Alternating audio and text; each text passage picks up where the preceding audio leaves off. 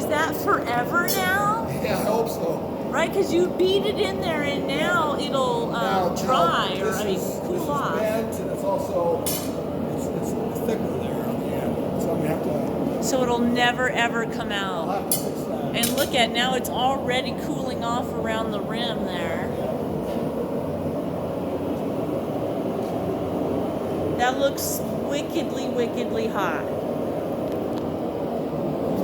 Very cool. So now he's going to fit this thing into the hole under that. Don't touch it, yo.